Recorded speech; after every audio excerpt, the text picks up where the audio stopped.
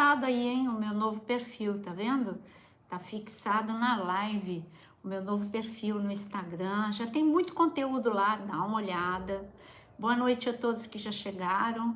E agora é hora de compartilhar. E neste momento, todo mundo que quer saber sobre esse assunto, porque esse é um assunto interessante e que tem alguns desequilíbrios, a gente precisa ver o equilíbrio da palavra, o que é que Jesus fala sobre isso.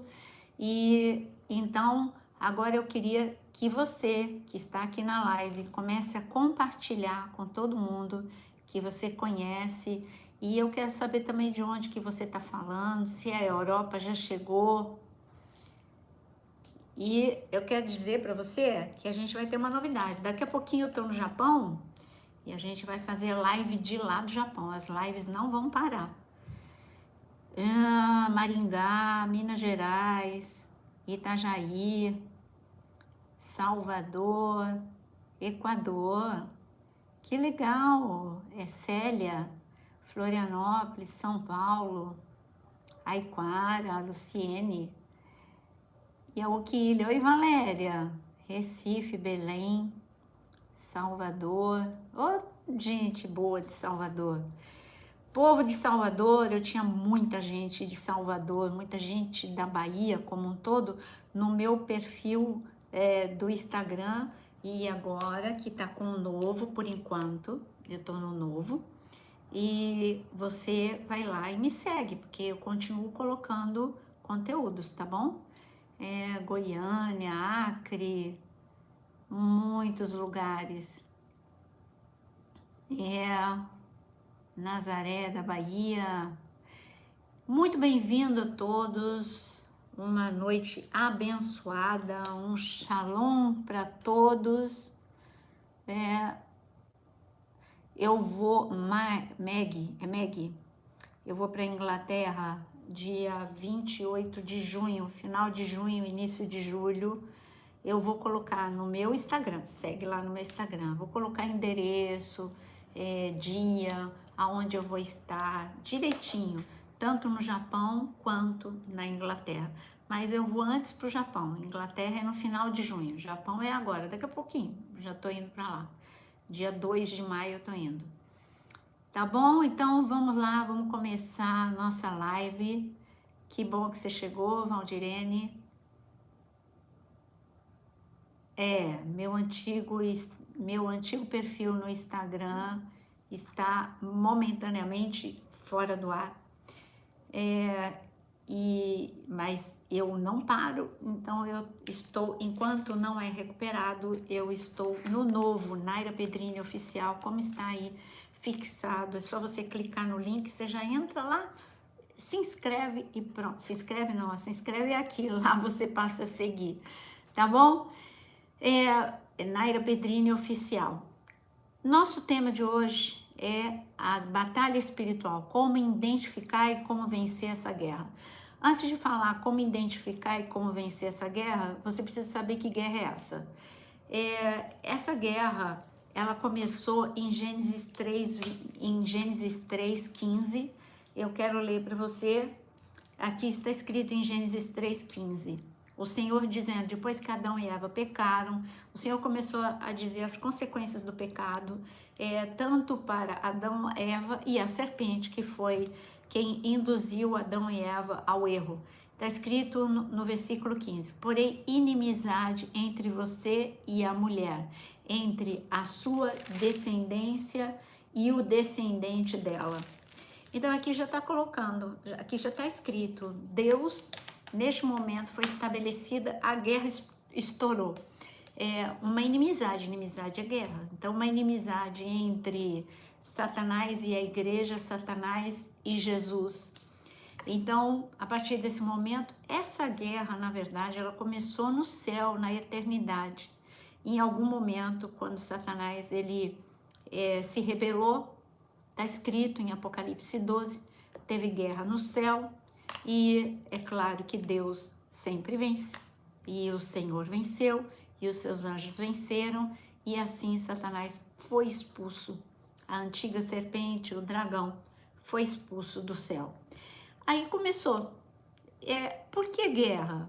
A guerra é quando você quer ganhar território, certo? Por exemplo, neste momento que a gente está vivendo, a Rússia e a Ucrânia, qual é o motivo da guerra? A Rússia quer expandir o seu território, ou na linguagem dele, quer retomar um território que afirma ser dela, do país. Então é ganhar território.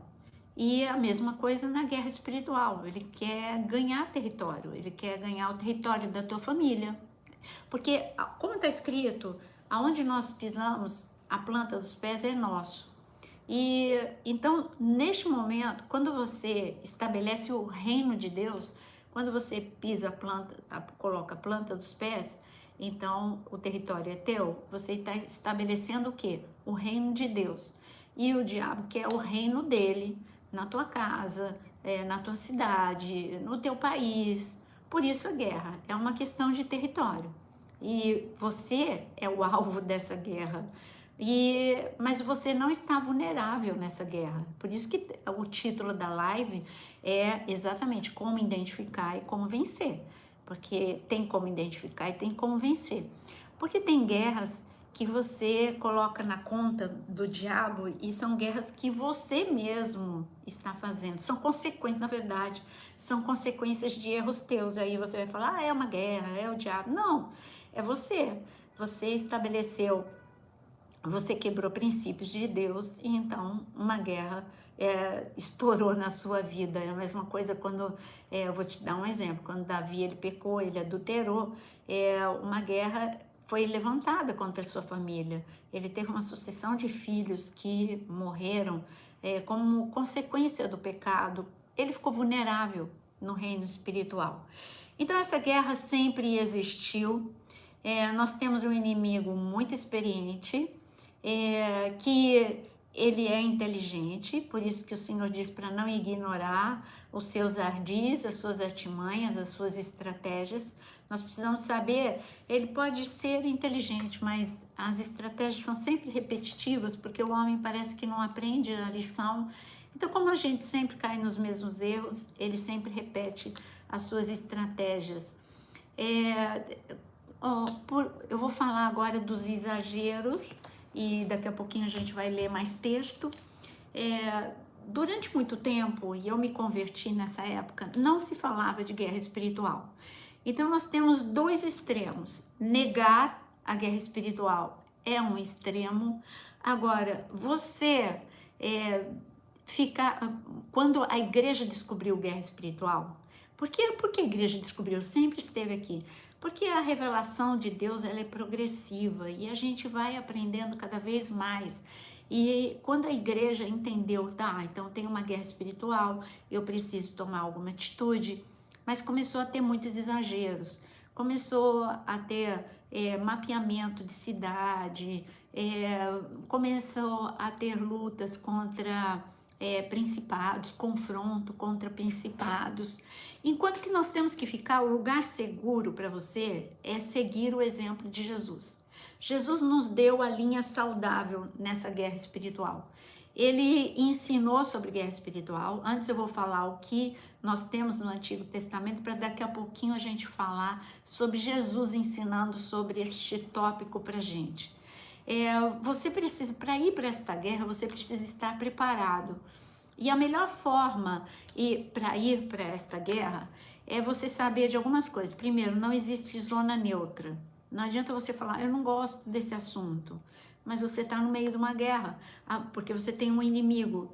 Então, você tem que saber o mínimo sobre esse assunto. Então, não existe zona neutra nesta guerra.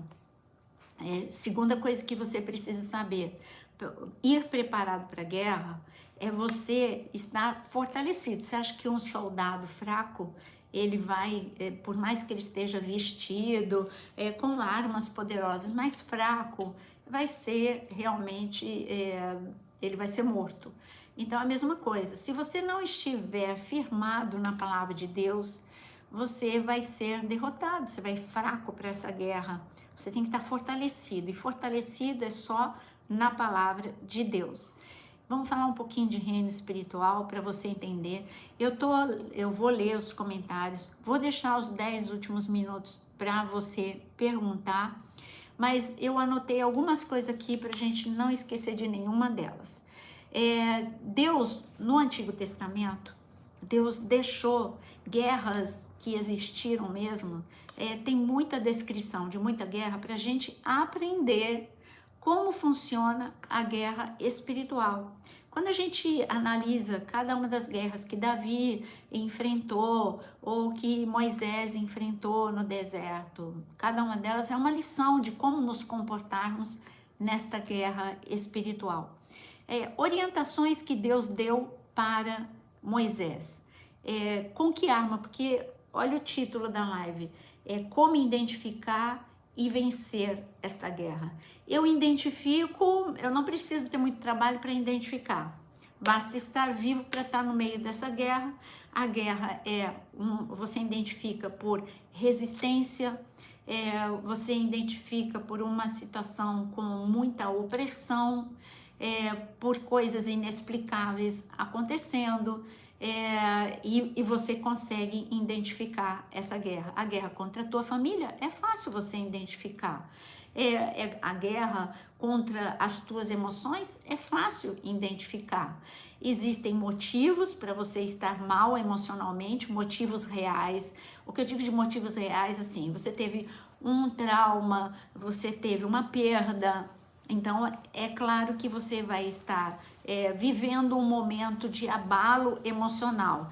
Como Davi é um homem muito visto e vocês sabem que eu gosto de Davi, você vê Davi enfrentando problemas emocionais quando o filho dele o traiu. Davi se auto-abandonou. Se não fosse Deus dar um recado para ele, levanta e atravessa o Jordão, ele teria sido destruído pelo inimigo. Então ele desanimou, foi tão profundador da traição do seu filho Absalão, que ele perdeu as forças. Aí você me pergunta, esse abalo emocional de Davi era guerra espiritual contra Davi? Não, era uma dor que faz parte da vida. E quanto mais próxima a pessoa, mais profunda a dor. Mas quando você vê, isso é algo emocional, tem um motivo real. Agora, me diz uma coisa, aquele abalo emocional de Elias, aquele Elias, depois que ele enfrentou os profetas de Baal, construiu o altar, orou e o fogo desceu, esse abalo de Elias tinha um motivo real, ainda que ele tenha dito para Deus, porque eu me sinto sozinho. Você não viu que era algo espiritual? Então nós precisamos identificar. Eu estou abalado emocionalmente porque uma guerra espiritual se levantou contra mim, ou eu tenho motivos, perda, frustração, traição, enfim, qualquer motivo real. Você tem que identificar, você tem que conhecer a sua história, porque Elias não tinha motivo real, ele não tinha, ele teve motivos antes e não caiu em depressão. E de repente, só com uma palavra que Jezabel disse, eu vou te matar, pronto, ele desabou. Então você vê que é uma guerra contra as emoções de Elias. Deus, quando quis, porque o povo de Israel, quando estava em Êxodo, lá no Egito, quando o povo da geração de Moisés estava no Egito, ali eles estavam escravos. Quando eles saíram e Deus os libertou, Deus começou a tratá-los como exército, porque agora eles tinham identidade, eles eram livres e eles eram um exército de Deus. E Deus começou a dizer, esse exército vai viver guerras. A primeira guerra que a gente vê esse povo enfrentando é em Êxodo 17. Tá lá Moisés, Josué, Arão e Ur. Aí vem Amaleque, vem para destruir o povo, não basta os egípcios. De onde surgiu Amaleque? Como assim? Por quê? Por que foi atacar?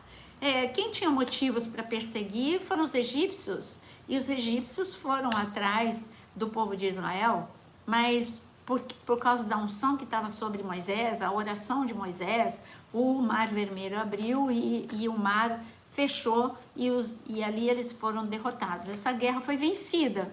Agora, Amaleque surgiu de onde? Por quê? Para quê?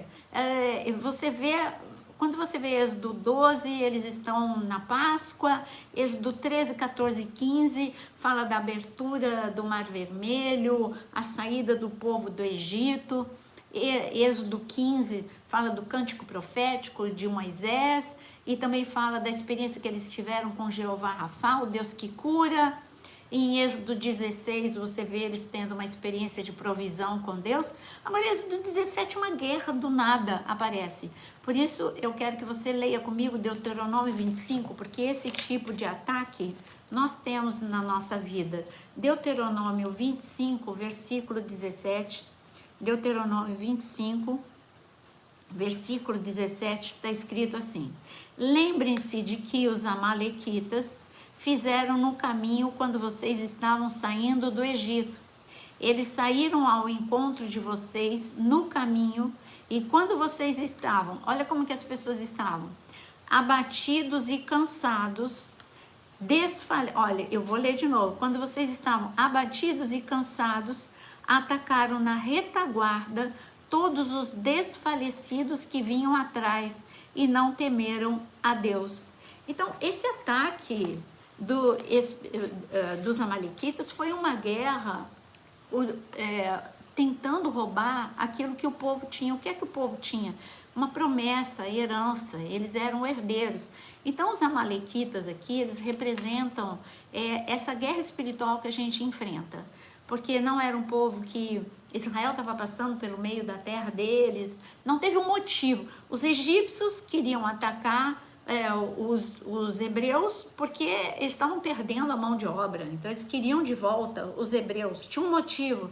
Agora, os amalequitas não tinham motivo, simplesmente porque era o povo do caminho, você está vendo? A caminho. Quando você lê o livro de Atos, o povo que se converteu, eles eram chamados também do povo do caminho. Por quê? Porque Jesus é o caminho, a verdade e a vida. Então, basta você ser o povo do caminho, e eu levanta a mão aí quem é o povo do caminho, para ele querer levantar guerra contra você, para você morrer no deserto e não chegar na terra prometida. Mas o que aconteceu nessa batalha que Deuteronômio 25 está dizendo? Veja quem é que eles queriam. Então, como identificar e como vencer a guerra é o título. Então, vamos lá. Quem os amalequitas foram atacar? Eles foram atacar os cansados, os desfalecidos e os retardatários. Então, são três coisas que não pode acontecer na guerra espiritual. Cansado, você está cansado? É claro que a gente cansa do problema, cansa de tudo. Mas eu digo que o Senhor liberou uma palavra para você. Digo cansado, digo fraco, eu sou forte. O cansado, renove as forças em Deus. Então, como é que eu renovo as minhas forças em Deus? Quando eu faço meu devocional, quando eu leio a palavra, quando eu adoro, eu renovo as minhas forças. Então, cansado, você pode ficar, mas não pode permanecer cansado. Desanimado, eu vou ler de novo para você as coisas que não podem acontecer, que está em Deuteronômio 25, pode escrever aí no comentário para aquele que chega depois saber aonde nós estamos. Deuteronômio 25, no versículo 18. Então ele atacou os abatidos, os cansados, os que estavam na retaguarda e os desfalecidos. Retaguarda, os que estavam por último, os retardatários. Você tem que seguir a nuvem, você tem que seguir o ritmo de Deus. Quando você demora a seguir o ritmo de Deus, se você quiser seguir o ritmo da tua carne, ou se você quiser seguir o ritmo das pessoas, você vai estar sempre retardatário. Mas se você seguir a nuvem, que é, Senhor, o que eu faço hoje? Eu vou ou eu fico? Eu oro ou eu guerreio ou eu adoro? Então, você nunca vai ser retardatário. E aqui fala de desfalecido. Como foi que o povo enfrentou? Eles enfrentaram, estavam cansados, desfalecidos, mas aí essa batalha de Deuteronômio 25, ela aconteceu em Êxodo 17. E o que aconteceu? O povo se uniu. Como que eles estavam unidos? Josué não questionou: poxa, Moisés, você me deixou aqui no furor da batalha e você levou Arão e Hur só para segurar suas mãos. Vamos trocar, deixa Arão aqui. Arão subiu só porque é teu irmão? As guerras.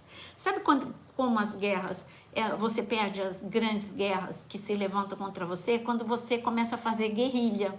Eu vou explicar melhor. Não tem nada que enfraquece mais uma nação do que guerrilha. Qual a diferença entre guerra e guerrilha? Guerrilha são guerras interiores. Guerras são nas fronteiras, acontecem nas fronteiras. A guerrilha, por exemplo, guerra civil da Somália, de Angola, que durou mais de 30 anos, destrói a nação, é irmão contra irmão, tudo paralisa na vida de todo mundo, grande destruição. Aí, ao invés de você se unir, tudo bem, vamos orar, vamos guerrear, vamos entrar nessa campanha de oração juntos. Aí você começa a entrar nas guerrilhas que o diabo te induz a entrar. Você começa, ao invés de se unir com o seu cônjuge, você começa a entrar em guerra contra ele.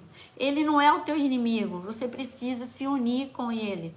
Aí você começa a entrar em guerra com a tua sogra, com o teu irmão na igreja. Isso são guerrilhas que vai te enfraquecer, vai dividir as pessoas e vai enfraquecer. Então, olha, ficou unido um bloco, o povo com Josué, e sobe Moisés, Arão e Hur, e não houve discussão. Estava todo mundo unido no mesmo propósito. Josué ali com a espada, Moisés com as mãos levantadas, Arão e Hur sustentando as mãos de Moisés. Então, o que a gente vê nessa guerra espiritual? Unidade, concordância, obediência. É assim que a gente ganha uma guerra. Submissão. A gente perde a guerra. Não adianta você ficar lá. Eu te confronto. Eu declaro a palavra de Deus. E você começa a brigar com o diabo. Ele vai olhar para você e falar assim: você tá fraco. Não conseguiu, não. Porque você não consegue ficar unido com os teus irmãos. Você está na igreja, você é um disseminador de fofoca, você é um rebelde. E ele olha para você e fala: você nem está me assustando, porque você está fraco, você está sem poder, sem autoridade. Então é assim que a gente vence a guerra. Existe um outro aviso quanto à guerra espiritual. O Senhor também, em Deuteronômio, é um exército que ficaria 40 anos vivendo uma situação muito difícil e quando entrasse na Terra Prometida ia enfrentar a guerra ainda.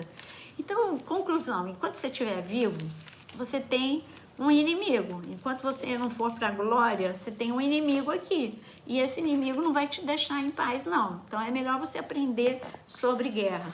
E aqui, em Deuteronômio, tá todo mundo levantando a mão aí, né? Em Deuteronômio, capítulo 20, o aviso. Porque como que a gente vence a guerra? Com as armas espirituais.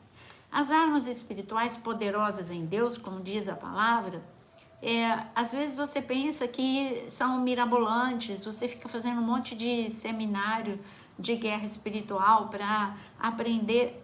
Elas são muito simples. A fé é uma arma, a unidade é uma arma, o amor é uma arma, a oração é uma arma. E eu quero falar mais sobre os descontroles, tá, da igreja. E quando eu digo aqui, a coragem é uma arma.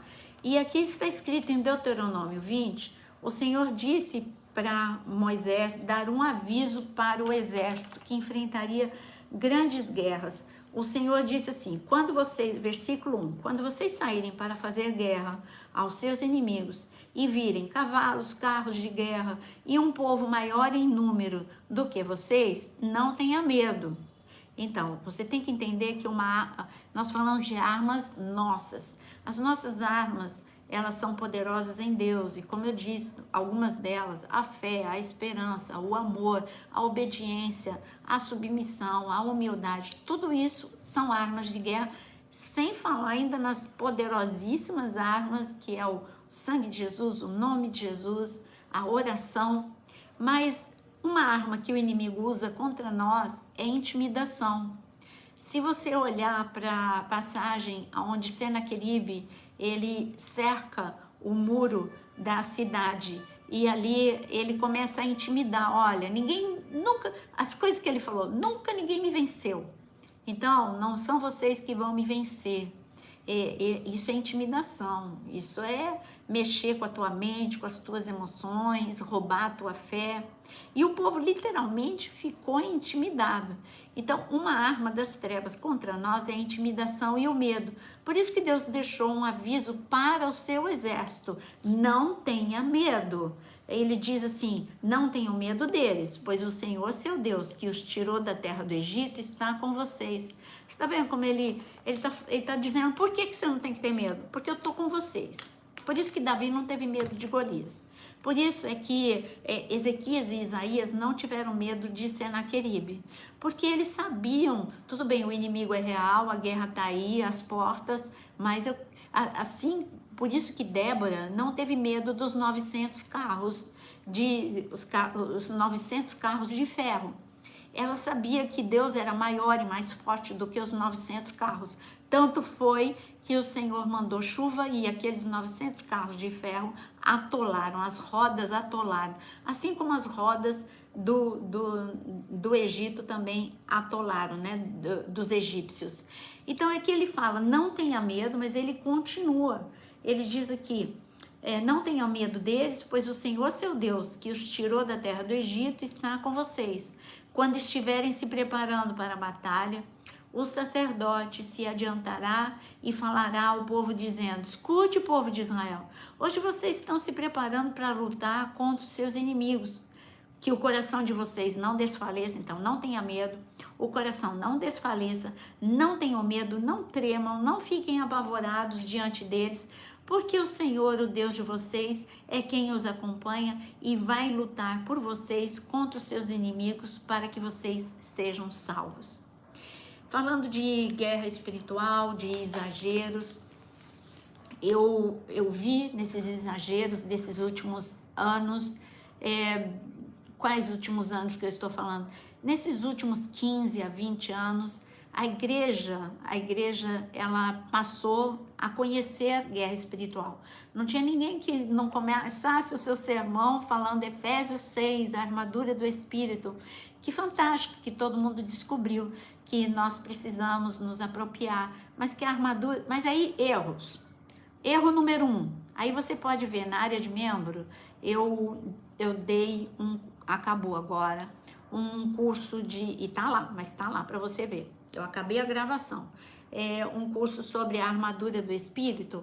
Aí as pessoas acham que nesses últimos 15, 20 anos, as pessoas achavam que simplesmente dizer, porque eu coloco o capacete da salvação, a couraça da justiça, o cinto da verdade, a sandália do evangelho da paz, que se eles ficassem repetindo isso em oração, ia dar certo, você já estava protegido na batalha. Então todo mundo começou a orar dessa forma. Isso funciona? Não, porque isso é vã repetição. Porque a armadura do Espírito não é repetir como um papagaio, é você usar essa armadura. Quando você diz que você coloca o capacete da salvação, você tem que examinar a tua mente, qual é a mentira que está dominando na sua mente. É a mentira da intimidação? Qual é a mentira que está na sua mente? Ou quando você diz que você coloca ou você tem que ver quais são os ataques, quais são os cárceres mentais da sua mente. Quando você diz que você coloca a couraça da justiça, você precisa saber se você está realmente, se você entende que Cristo é a tua justiça, se você já está em ordem, né? Se você abandonou o erro, se arrependeu de tudo que você entristece o Espírito Santo diariamente, se você se arrepende e muda.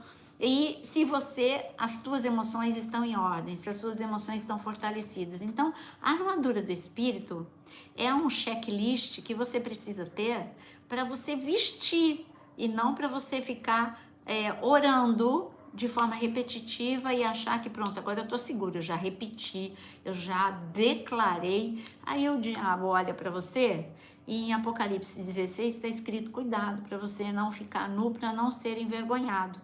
Aí ele olha para você e fala, e esse guerreiro aí, ele fica falando com a boca que ele está com a armadura, mas ele não está vestindo essa armadura. Ele não, a mente dele é uma confusão, os pensamentos dele não são pensamentos de Cristo, as mentiras prevalecem na vida dele, então ele vê e ele avança contra você e ele te destrói. Adiantava Saul dizer que ele estava fazendo uma guerra, que ele era do exército de Deus? Ele até era, mas ele era um homem fraco, tanto que foi ferido no meio da batalha e morreu na batalha.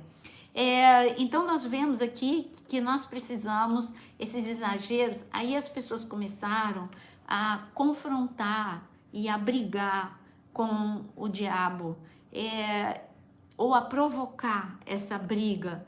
E eu não vi, essa briga, essa guerra, ela acontece. Você não precisa provocar, você não precisa entrar já arrebentando. Eu quero te dizer que quando você ora, as armadilhas, as redes, as ciladas estão sendo desativadas, porque você tem uma vida de oração. Mas você não precisa identificar nome de demônio, não precisa mapear a cidade. Eu não vejo Paulo mapeando. Ele foi para Atenas, deixa eu fazer primeiro o mapeamento da cidade, deixa eu ver aonde atua os principados. Não, ele era tão cheio de Deus, que aonde ele entrava, os demônios saíam. Lá em Éfeso, uma vez eu levei um grupo na Turquia para estudar 7 igrejas de Apocalipse.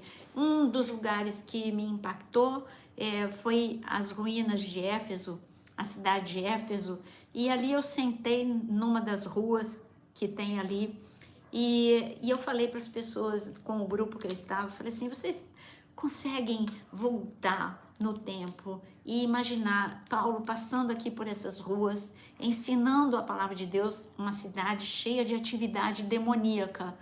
Paulo não estava com medo de retaliação, porque ele tinha uma certeza, ele tinha uma vida com Deus, anjos de guerra estavam ao seu redor, e ele tinha uma certeza que o sangue de Jesus o protegia. Ele não estava na neurose, se eu entrar aqui em Éfeso e eu confrontar essas pessoas que lidam com magia negra, eu vou receber retaliação na minha vida. Não, Paulo, ele entrou sem medo. A segurança dele, a vida que ele tinha com Deus, diária, não era de vez em quando.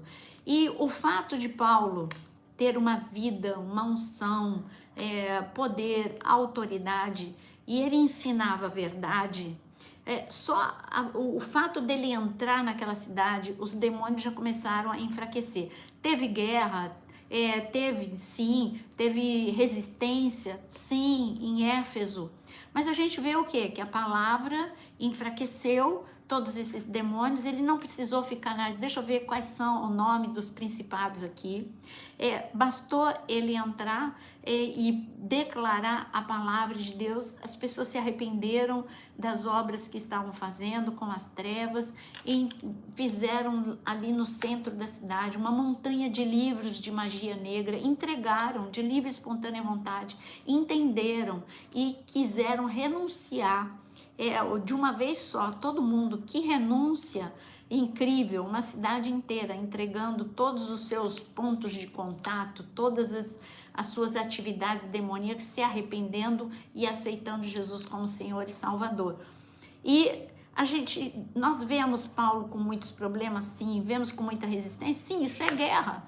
O diabo queria paralisar Paulo? Sim, claro que queria. Mas o que Paulo fazia? Intensificava a sua vida de oração. E quanto mais ele intensificava a sua vida de oração, mais poder, mais autoridade, mais proteção de Deus havia. Não ausência de problemas, mas livramentos. Ele viveu de livramento em livramento. Por isso que eu digo para você, não tenha medo. Você vai viver, se você tiver uma vida com Deus, você vai ter livramento. Então deixa eu ver aqui as coisas que eu anotei para não esquecer, porque o tempo voa, né? É verdade. O véu que cegava caiu. Então vamos lá. Deixa eu ver aqui, só para a gente não perder nada, né? A importância de depender em Deus. Ah, sim. Quando Davi, ele ia entrar numa guerra, guerra mesmo, né?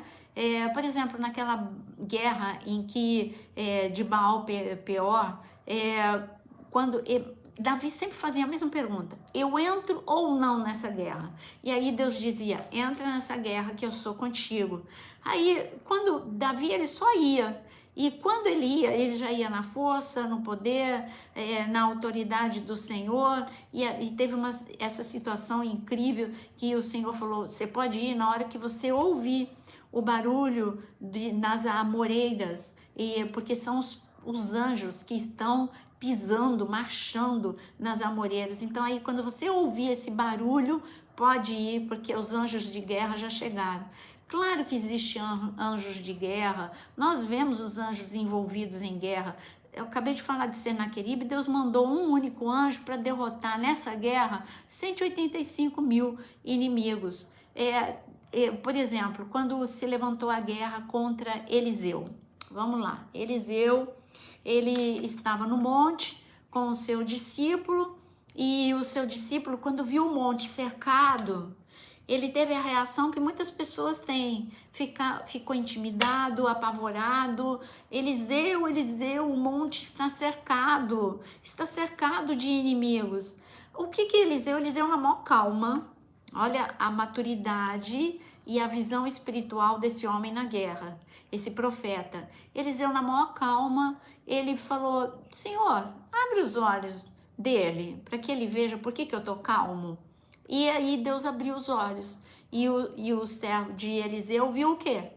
Viu os inimigos, sim, porque nós não podemos negar a guerra espiritual. Viu o inimigo, viu os inimigos, o cerco, a pressão, a intimidação, mas ele viu que havia mais, o número de anjos era muito superior.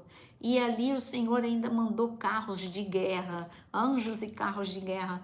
E ele ficou tranquilo, igual a Eliseu, é verdade. Nessa guerra eu só tenho que orar, eu só tenho que continuar declarando a palavra de Deus e renunciando tudo aquilo que me enfraquece. É isso que eu tenho que fazer. Então, deixa eu falar aqui as coisas que eu continuei a marcar para você.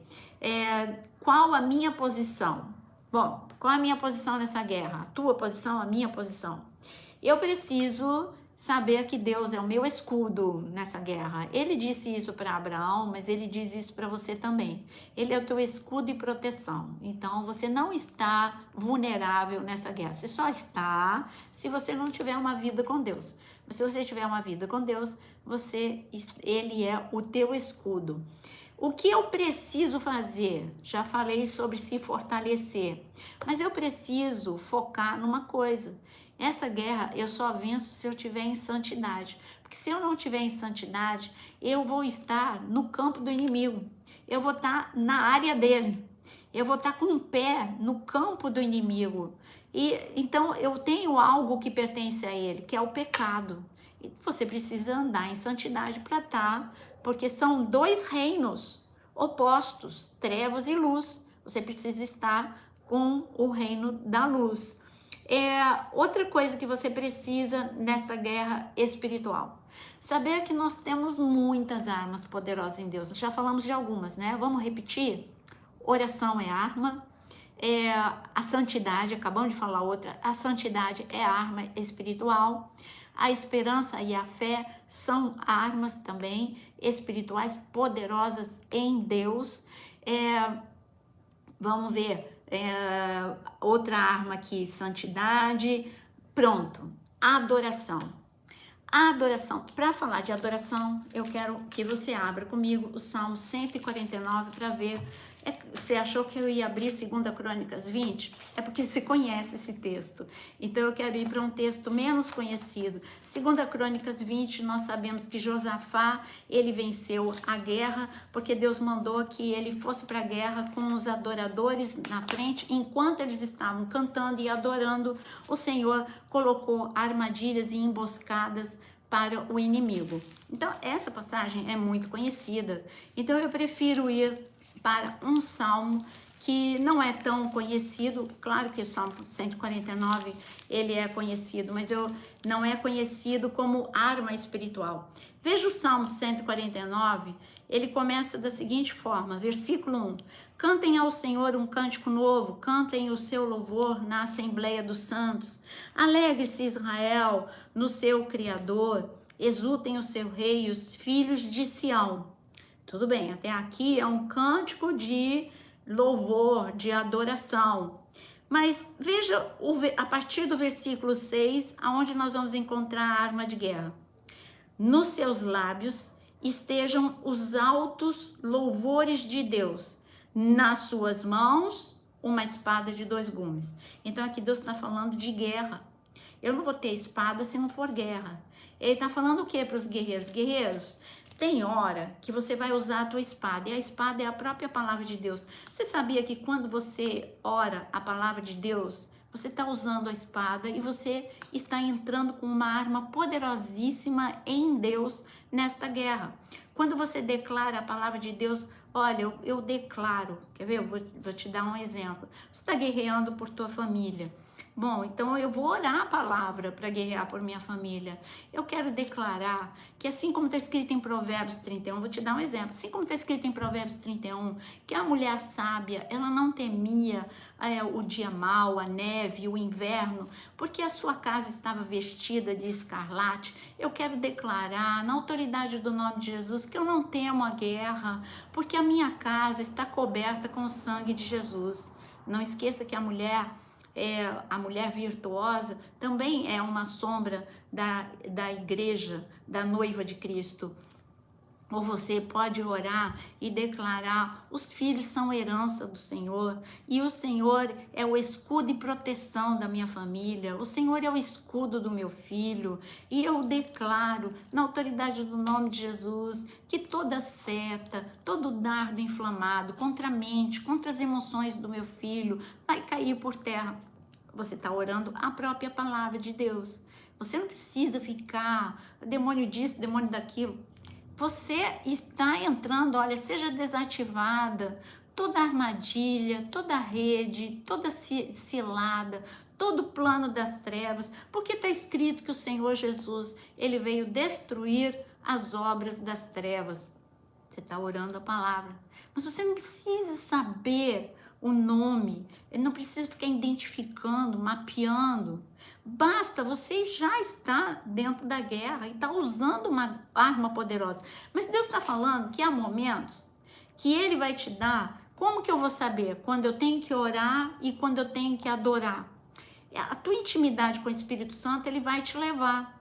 Tem dia que você vai sentir alívio no momento de oração, adorando.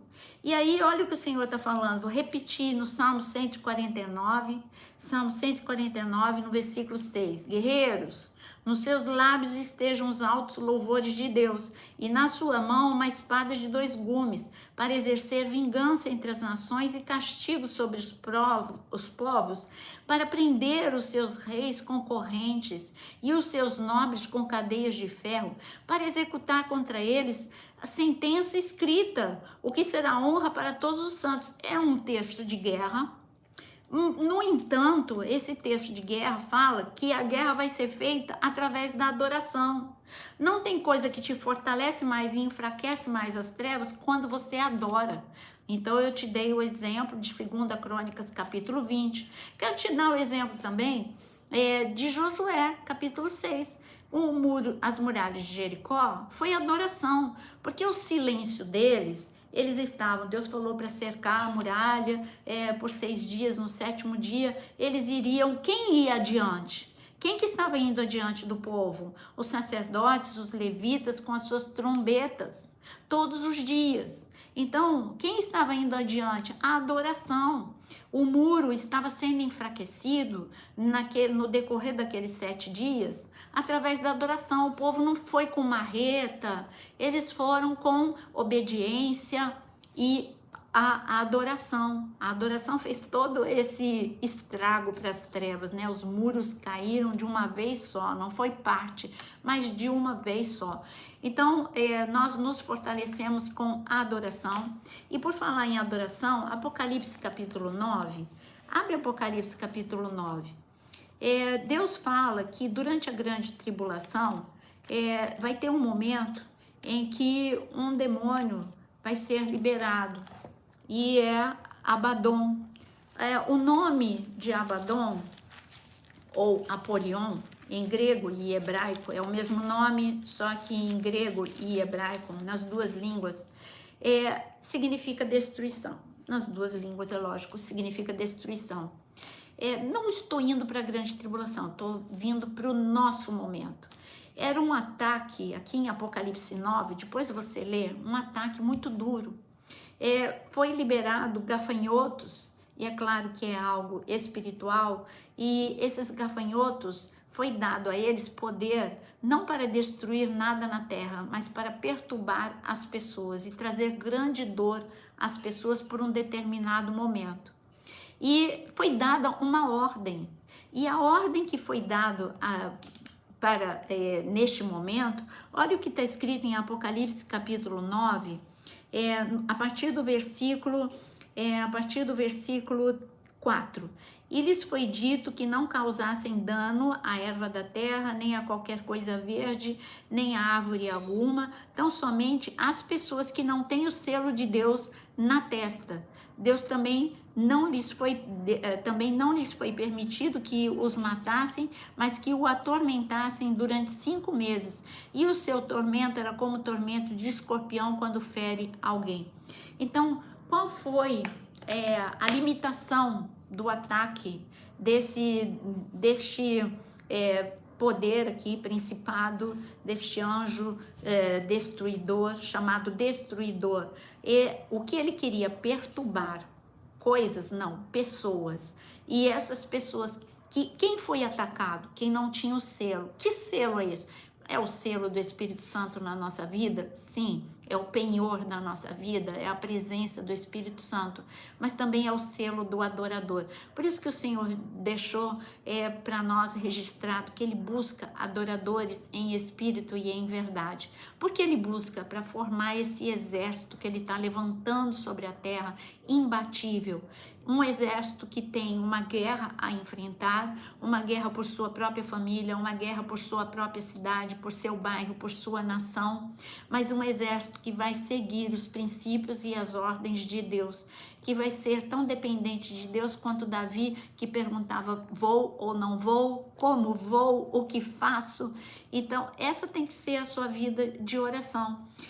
Outra coisa que eu queria dizer para vocês, que Jesus, em Mateus capítulo 16, já estão quase acabando, então vai dar tempo aqui, Mateus capítulo 16, o Senhor queria falar, ele já tinha ensinado tanta coisa para os seus discípulos, e ele queria ensinar sobre guerra espiritual. E em Mateus capítulo 16, ele foi para um lugar. Gente, quando eu levo grupos lá para Cesareia de Filipe, eu falo, foi aterrorizante esse convite que Jesus fez para eles irem para Cesareia de Filipe. Pensa numa cidade encapetada, era Cesareia de Filipe.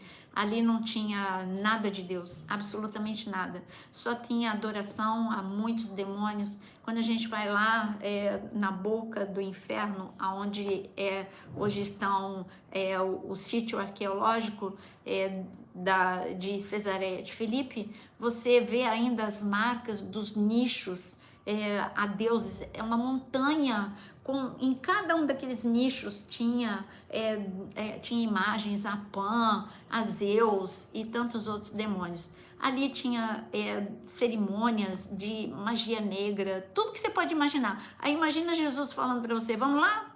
Então, foi esse convite que Jesus fez para os discípulos, eles deviam estar apavorados. Mas Jesus, ele chegou lá e ele não ensinou. É interessante que nesse lugar, Jesus não ensinou, tipo assim, olha, quando você entrar numa cidade que nem Cesareia de Filipe, começa a mapear a cidade, identifica qual é o principado e começa a guerrear contra o principado. Não. Jesus entrou em Cesareia de Filipe, foi lá em frente o que eles chamavam a boca do inferno e na entrada da caverna, onde tinha adoração, onde sacrifício de criança, sacrifício humano, né? Sacrifício de animais era lançado para dentro daquela caverna, algo tremendamente demoníaco. E Jesus, qual é o assunto de Jesus com os seus discípulos? Fala de guerra? Fala. Ele diz aqui em Mateus capítulo 16, ele diz o seguinte, olha, no versículo 17. Então Jesus afirmou, bem-aventurado é você, Simão Barjonas, porque não foi carne e sangue que revelaram isso, porque ele falou, tu és o Cristo, Filho de Deus, que revelaram isso a você, mas meu Pai que está nos céus. Versículo 18, também eu lhe digo que você é Pedro, e sobre esta pedra edificarei a minha igreja, e as portas do inferno não prevalecerão contra ela, e eu darei as chaves do reino dos céus. Jesus aqui ele está falando de igreja, ele está ensinando guerra espiritual aos seus discípulos que se tornariam apóstolos e que levariam o evangelho para lugares muito endemoniados e eles não poderiam ter medo. Eles levariam o evangelho para a Índia, para a Ásia, para o Oriente Médio, para a Europa, para a África.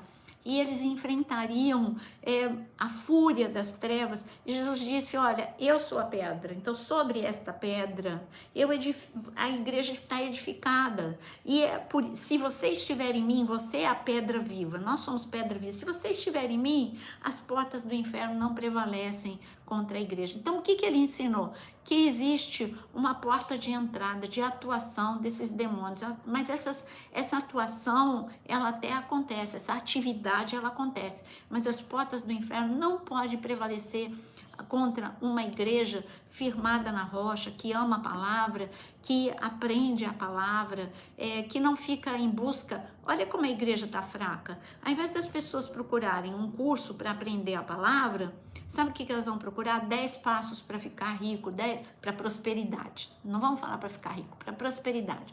10 passos para prosperidade, 10 passos para receber a transferência de unção, 10 passos para isso, 10 passos para aquilo. Aí você fica atrás de pregação que infla o teu ego e você não vai atrás de aprender a palavra. Aqui na área de membros tem um monte de curso. Para você aprender a palavra, para você ter a palavra como arma de guerra no teu coração. Então, essa guerra, ela é real? Então, o que eu coloquei aqui, por exemplo, Marcos capítulo 9, a última passagem que eu falo, porque nós já extrapolamos o nosso tempo. Marcos capítulo 9. Tinha um pai que estava desesperado porque tinha uma guerra contra o seu filho. Um demônio o jogava, o lançava, ora na água, ora no fogo, para destruir aquele menino. Aquela casa estava debaixo de uma guerra terrível. Aquele homem não tinha sossego, ele não dormia sossegado porque podia ser que o menino fosse atirado no fogo, ele não comia sossegado porque podia ser que o menino fosse atirado na água. Esse homem estava cansado e ele sabia de uma coisa, que não adiantava ele saber o nome daqueles demônios, ele precisava era de Jesus e ele foi buscar Jesus. E Jesus mostrou que a unção, claro, mas Jesus repreendeu seus discípulos não conseguiram expulsar. Quando Jesus desceu o monte, Jesus só falou, sai dele. Por quê? O que Jesus estava fazendo antes de dizer, sai dele? E olha que ele só fez isso para te ensinar, para me ensinar. O que é que Jesus, com todo aquele poder e autoridade, o que é que ele estava fazendo? Estava falando mal, ele subiu com Pedro, Tiago, João, para falar mal de Mateus. Não, ele estava gastando tempo com qualquer coisa. Não, ele estava orando. E foi quando ele estava orando com Pedro, Tiago, João, que ocorreu a transfiguração. É um momento de glória. Então ali eles viveram um momento de glória e a glória estava com eles. Quando Jesus viu aquela guerra contra aquela família, Jesus só disse, sai, sai dele.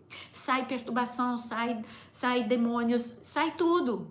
É isso, quando você ora, cheio da graça e da unção, você vai ver que as guerras são desativadas. Então busque a Deus, se fortaleça no Senhor, conheça a palavra, saiba que o nome de Jesus é arma de guerra, o sangue de Jesus é arma de guerra, a palavra de Deus é arma de guerra, fora todas as outras que nós já falamos no decorrer da live.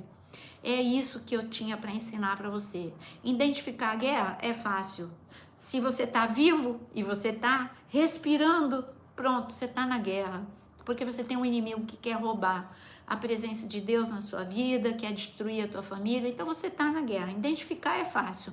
Agora, como reagir, nós aprendemos nesta live. É claro que é um assunto vasto, a gente volta outro dia para falar desse mesmo assunto, mas eu espero que você tenha aprendido. Não esquece, não saia sem antes você curtir, não custa. São 3 ações muito rápidas: se inscrever, curtir e compartilhar, e você está sendo um grande semeador da palavra de Deus.